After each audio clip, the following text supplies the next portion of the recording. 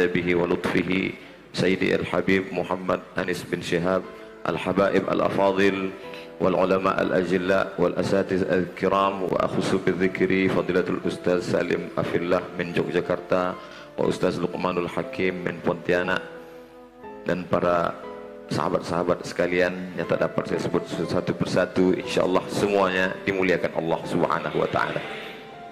An asila ila qarabati Rasulillah sallallahu alaihi wasallam ahabbu ilayya min an asil ila qarabati. Menyambung silaturahim dengan zuriat Rasulullah sallallahu alaihi wasallam lebih aku sukai daripada menyambung silaturahim dengan keluargaku sendiri. Yang mengatakan kalimat itu adalah seseorang yang dijamin oleh Allah Subhanahu wa taala untuk masuk surga min haitsu syaa, dari pintu mana saja yang dia sukai. Orang yang dijamin masuk surga dari pintu mana saja dia sukai, dia sangat ingin menyambung silaturahim dengan zuriat, keturunan, keluarga, kerabat Rasulullah sallallahu alaihi wasallam. Lalu bagaimana dengan Al-Faqir Abdul Somad? Kedatangan di dalam majelis ini pada hakikatnya sebenarnya hanyalah ingin menyambung silaturahim, disambungkan melalui guru kita semua, sahabat kami, guru kami Fadilatul Habib Muhammad bin Anis bin Syihab dari Lawang. Tapi lalu kemudian diberikan kesempatan yang luar biasa. Jadi kalau ada di antara jamaah melihat kenapa Ustaz Abdul Somad tidak sama seperti yang di YouTube, memang bicara di samping Habib ini seperti kontes dai cilik. Mudah-mudahan Allah SWT memberikan segala kebaikan untuk Al-Faqir dan buat kita semua insyaallah. Man ya'ish ba'di, siapa yang hidup sesudah aku nanti, kata Sayyidina Muhammad sallallahu alaihi wasallam, fasaya rakhtilafan katsira, maka dia akan melihat banyak sekali goncangan-goncangan di dalam dunia ini. Tapi Nabi meninggalkan taraktu fikum amraini, ku tinggalkan pada kamu dua perkara. In tamasaktum bihima, kalau kamu pegang yang dua ini, lan tadillu abada, kamu tidak akan sesat untuk selamanya. Kitab Allah Al-Quran wa itrata ahli baiti, dan keturunanku. Begitu disebutkan dalam kitab yang disusun oleh Imam Muslim Ibn Al-Hajjaj Al-Qushairi An-Naisaburi, murid dari Imam Muhammad bin Ismail bin Ibrahim bin Al-Mughirah bin Bardizbah Al-Bukhari, yang kita kenal dengan kitab Sahih Muslim. Dijelaskan oleh Imam An-Nawawi dalam penjelasan Sahih Muslim berjudul Al-Minhaj Syarah Sahih Muslim Ibn Al-Hajjaj, mengapa Nabi mengatakan Al-Quran dan keturunanku, litamassukihim bis sunnah, karena di akhir zaman nanti yang paling kuat berpegang teguh dengan sunnah ini adalah ahli baitin Nabi Muhammad sallallahu alaihi wasallam. Jadi kalau kita sudah punya pegangan, abdu alaiha bin nawajiz, gigitlah pakai gigi geraham, karena di akhir zaman airnya amat sangat kencang, ombaknya sangat deras, karangnya tajam. Kalau kita tidak naik ke atas perahu yang kokoh, kita akan terombang-ambing, terpecah, terbingungkan. Allah SWT mengumpamakan iman ini kasyajaratin tayyibah, seperti pohon kayu yang kokoh, akarnya menghunjam ke dalam bumi. Wa far'uha fis sama, asluha sabitun, akarnya akar tunggal yang menghunjam ke dalam tanah. Wa far'uha sabitun, sedangkan pucuknya, ujungnya menembus langit. Andai pokok kayu itu sampai pucuknya ke langit dan akarnya ke dalam tanah, sekencang apapun angin akhir zaman, dia tidak akan tercabut, paling-paling patah, namun tercabut tidak. Hari ini umat ini begini lemah, pucuknya tidak sampai ke langit, akarnya tidak sampai ke tanah, dia terombang-ambing, kemana air, ke hulu, ke hilir dia akan ikut. Tanaman yang tidak sampai ke pucuk, ke langit, dan tidak mengakar ke tanah, tanaman itu bernama enceng gondok. Akhirnya umat ini terombang-ambing. Bersyukur sekali para jamaah, sahabat, adik-adik, kakak, abang sekalian yang berada di tengah ahli baitin Nabi Muhammad sallallahu alaihi wasallam, yang kita sebut nama mereka minimal 3 kali, 4 kali, 5 kali, 17 kali sehari semalam. Allahumma salli ala sayyidina Muhammad wa ala ali sayyidina Muhammad. Allahumma barik ala Muhammad wa ala ali sayyidina Muhammad. Bukti bahwa Ali Muhammad itu dijaga oleh Allah Subhanahu wa taala, ada wujudnya sampai hari ini. Seandainya tidak ada wujudnya sampai hari ini, mungkin orang berkata-kata, mengapa kita sebut dalam sholat tapi orangnya tidak ada? Mungkin orang akan ragu, mana kebenaran hadis Nabi Muhammad SAW itu? Kenapa disebut Ali Muhammad tapi orangnya tidak ada? Dijaga Allah demikian penjagaan yang luar biasa. Sayyidina wa maulana wa syafi'ina wa zuhrina qurrati a'yunina Muhammad sallallahu alaihi wasallam. Lalu kemudian lahirlah seorang anak perempuan yang luar biasa, Sayyidatu nisa'i ahlil jannah, Sayyidatuna Fatimatuz Zahra. Lalu melahirkan dua orang yang juga sayyid. Kata Nabi, innal Hasan wal Husain sayyida syababi ahlil jannah. Maka kita menyebutnya Sayyidina Al-Hasan, Sayyidina Al-Husain.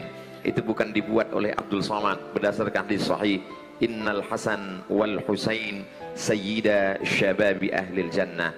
Lalu kemudian Sayyidina Al-Husain memiliki seorang anak laki-laki bernama Sayyidina Ali. Untuk membedakan antara Ali kakeknya dengan Ali cucunya, maka bergelar Ali Zainal Abidin, Zainal perhiasan Abidin, orangnya ahli ibadah. Karena Al-Imam Az-Zahabi dalam kitab Siyar A'lam An-Nubala mengatakan, dia sehari semalam bersujud alfa sajadah, 1000 kali sujud. Maka disebut juga dia dengan Imam As-Sajjad, orang yang paling banyak sujudnya. Disebut dia dengan Zainal Abidin karena dia perhiasan para ahli ibadah. Dia memiliki seorang anak laki-laki. Lalu kemudian Imam Ali Zainal Abidin memiliki seorang anak laki-laki. Imam Ali Zainal Abidin dari Sayyidina Muhammad SAW turun kepada Sayyidatuna Fatimah, dari Sayyidatuna Fatimah turun kepada Sayyidina Al-Husain, dari Sayyidina Al-Husain turun kepada Sayyidina Ali Zainal Abidin, turun kepada Sayyidina Muhammad Al-Baqir, turun kepada Sayyidina Ja'far Sadiq, turun kepada Sayyidina Ali Al-Uraidi, turun kepada Sayyidina Muhammad An-Naqib, turun kepada Sayyidina Isa, turun kepada Sayyidina Ahmad bin Isa. Disebut dengan Al-Muhajir karena dia hijrah berpindah ke negeri yang pernah didoakan oleh Sayyidina Muhammad SAW. Allahumma barik lana fi yamanina, berikan berkah kepada negeri Yaman. Tempat itu dipilihkan oleh Allah melalui lisan Nabi Muhammad SAW. Lalu kemudian dari keturunan-keturunan inilah lahir ulama yang ilmunya sampai ke atap. Atap itu bahasa Arabnya saqaf. Orang yang ilmunya sampai ke atap disebut dengan saqaf. Orang Arab menyebutnya saqaf, karena orang Indonesia sulit menyebut saqaf, mereka menyebutnya as-segaf. Lalu kemudian ada bin Yahya bin Syekh Abu Bakar, ada Al-Haddad, ada Al-Jifri. Lalu kemudian salah satu ada Al-Gadri, salah satu dari mereka datang ke Nusantara. Mereka datang ke Nusantara untuk menyebarkan dakwah Islam yang luar biasa. Lalu kemudian salah satunya adalah Sayyidi Al-Habib Husain Al-Gadri, menjadi seorang mufti di Pulau Kalimantan. Lalu kemudian Sayyidi Al-Habib Husain Al-Gadri memiliki seorang anak laki-laki bernama Sayyidi Abdurrahman bin Husain Al-Gadri. Lalu kemudian dia menembakkan meriam, ditembakkan meriam sebagai alat perjuangan. Lalu pelurunya itu jatuh. Di mana peluruku ini nanti jatuh, disitulah aku akan mendirikan sebuah masjid.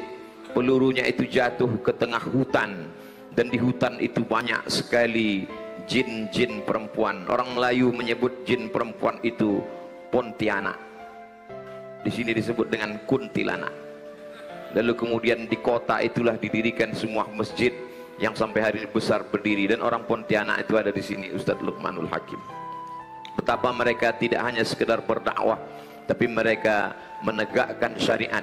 Mereka mendapatkan kedua-duanya seperti diajarkan oleh kakek mereka dalam doa, Rabbana atina fid dunya hasanah wa fil akhirati hasanah. Fid dunya hasanahnya mereka mendirikan kerajaan. Itulah dia Kesultanan Islam Al-Qadriyah, Al-Qadriyah. Lalu kemudian istananya tegak sampai hari ini, berdiri di tepi sungai Kapuas di Pontianak. Lalu di samping itu ada masjid, masjid yang amat sangat megah, kebanggaan bagi orang Melayu. Dalam satu hembusan nafas mereka berkata, kami punya masjid, tapi kami juga punya kerajaan, punya kesultanan. Dan sultan terakhir, Sultan Abdul Hamid, menyerahkan kesultanan itu kepada Presiden Insinyur Soekarno sebagai bukti kecintaan mereka kepada negara kesatuan Republik Indonesia. Para habaib, para zuriat Rasulullah SAW datang ke Nusantara mengajarkan kepada orang Melayu yang sebelum menyembah pokok kayu, menyembah batu, menyembah hantu, menyembah la ilaha illallah Muhammad Rasulullah SAW. Mereka tidak hanya sekedar mengajarkan berzikir, bersalawat, tapi juga mereka mengajarkan bagaimana mengelola sebuah negara, kerajaan yang besar, yang sultannya sampai puluhan. Lebih lama kita bersultan daripada bernegara. Kita bernegara baru hanya sekitar 70 sekian tahun. Dari sejak tahun 1945 sampailah pada tahun ini 2022. Tapi dengan kecintaan yang luar biasa, kita mengatakan Allahu Akbar, sama-sama mengusir Belanda, dan kita bangga menjadi warga negara kesatuan Republik Indonesia. Salah satu dari zuriat keturunan Rasulullah SAW bernama Sayyidi Al-Habib Utsman Syahabuddin dari Fambanahsan. Lalu kemudian beliau datang ke Pulau Sumatera, tepatnya di Riau. Saat itu Riau belum lagi bergabung dengan negara kesatuan Republik Indonesia.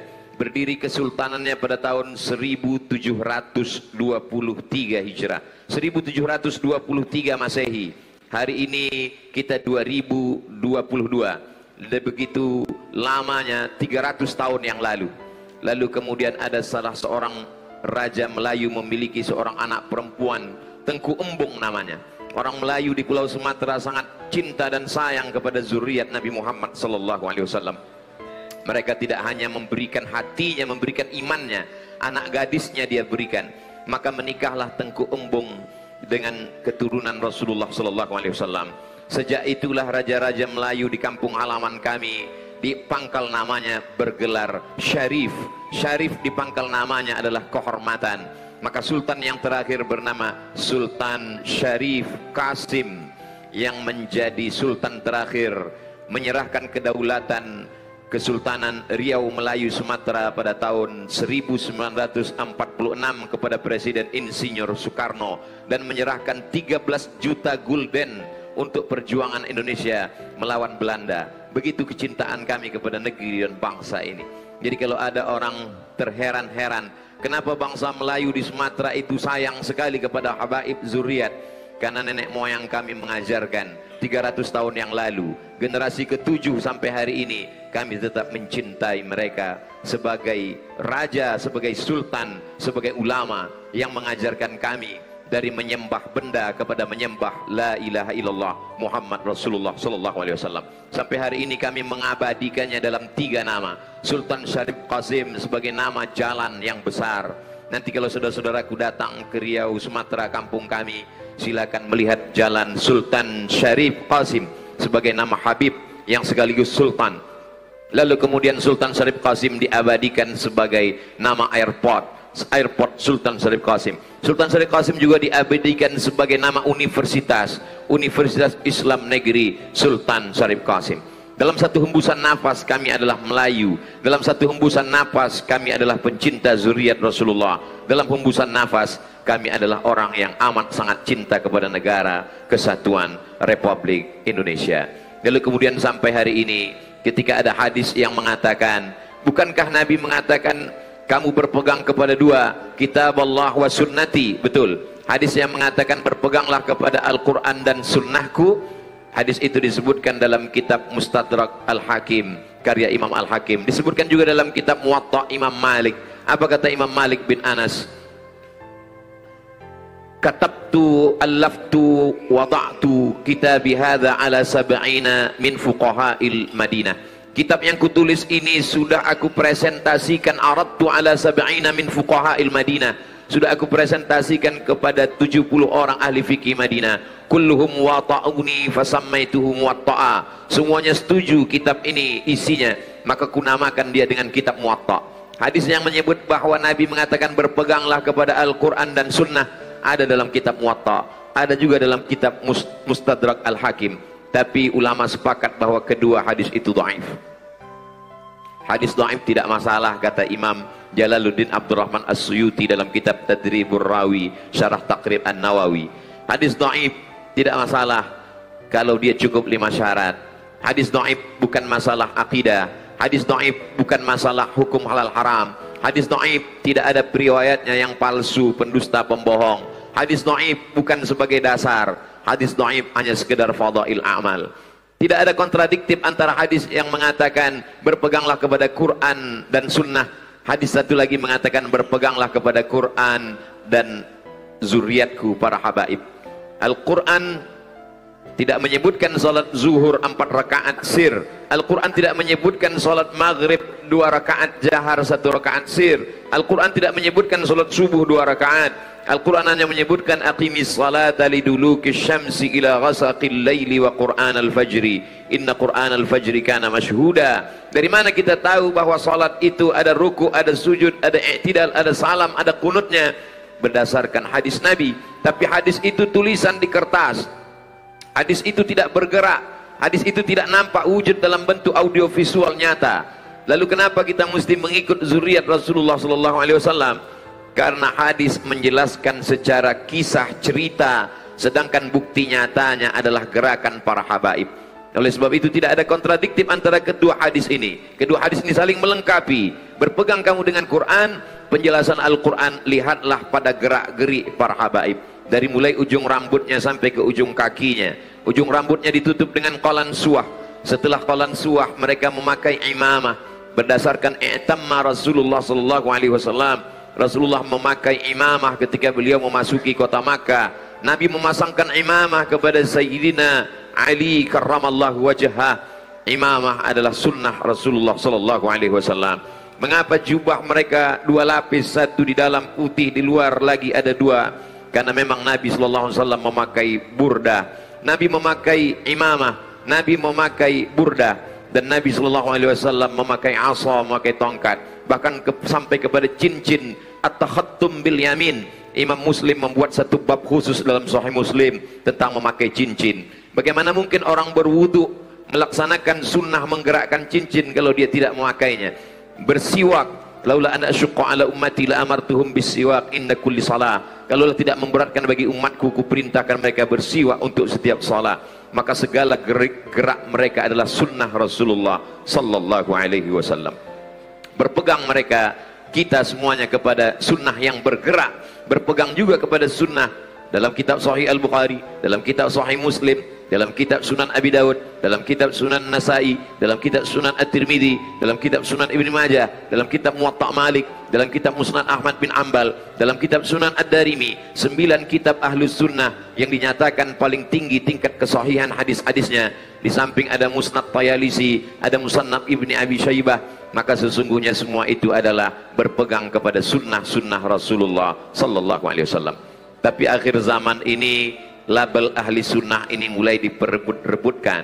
Berapa banyak sunnah-sunnah yang kita lakukan dituduh sebagai bid'ah, lalu orang berpegang kamilah sebenarnya yang sunnah.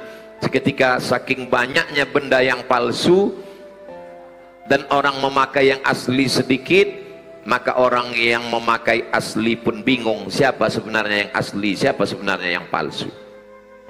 Saking banyaknya orang yang batil, orang betul diam, akhirnya yang betul merasa batil, yang batil merasa betul.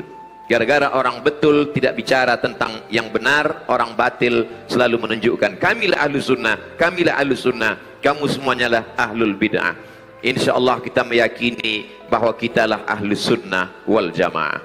Apakah kita ahlu sunnah wal jamaah? Dari bunyinya ragu. Kita adalah ahlu sunnah wal jamaah. Kamu tadi pergi kemana? Saya ke masjid. Habis sholat kamu ngapain? Kami baca Quran. Apa yang kamu baca? Kami baca Yasin. Baca Yasin itu bid'ah. Ketika kalimat itu didengar pertama kali, maka mungkin orang akan marah. Kami sudah melakukan tradisi ini bertahun-tahun dari kakek nenek moyang kami, tidak mungkin ini bid'ah. Tapi kemudian pulang ke rumah tonton TV, TV mengatakan bid'ah. Buka handphone, handphone mengatakan bid'ah. Putar radio, radio mengatakan bid'ah. Lama-lama kita pun merasa kalau begitu memang ini bid'ah. Orang yang tidak punya pegangan yang kuat, dia akan terombang-ambing di akhir zaman. maka teruslah istiqomah dalam perbuatan, dalam pendengaran, dalam kajian, karena orang yang punya pegangan yang kuat dia tidak akan lepas dari pegangan itu. Nabi tidak mengatakan pegang dengan kedua tanganmu, tapi addu 'alaiha bin nawajid, gigitlah pakai gigi geraham. Hari ini begitu ulama-ulama kita dulu mengaji puluhan tahun, berawal dari membaca kitab Matan al-Ajurrumiyah, lalu kemudian naik ke Kawakib Durriyah, naik kepada Imriti, naik kepada Alfiyah Ibni Malik, dibaca syarahnya, syarah Ibni Aqil. Lalu setelah itu barulah dia membuka kitab-kitab fikih di awal yang paling kecil sekali Matan Taqrib. Setelah itu naik kepada Fathul Qarib, naik kepada yang agak besar sedikit I'ana, naik kepada yang besar Al-Mahalli, naik kepada Al-Majmu' Syarah Muhadzab. Puluhan tahun mereka bertalaqi, membaca kitab itu kepada para masyayikh, kepada para guru. Setelah itu barulah mereka mampu berbicara.